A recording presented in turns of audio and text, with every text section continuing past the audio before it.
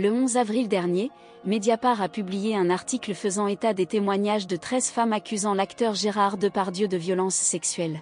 Cette publication intervient alors que l'acteur est déjà mis en examen pour des faits similaires, notamment des viols et des agressions sexuelles sur la comédienne Charlotte Arnould. Suite à cette enquête, la réalisatrice Andrea Bescon a réagi dans une interview accordée au HuffPost.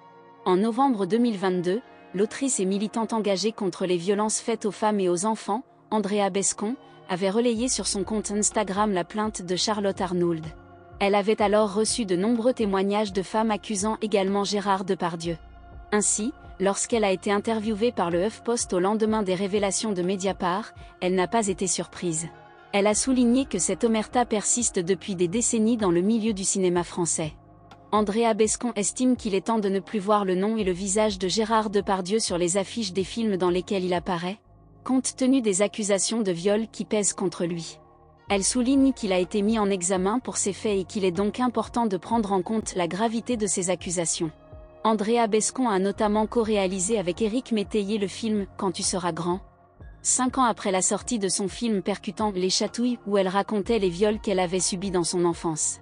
Malgré les dénégations de Gérard Depardieu, qui, par la voix de ses avocats, nie formellement l'ensemble des accusations susceptibles de relever de la loi pénale.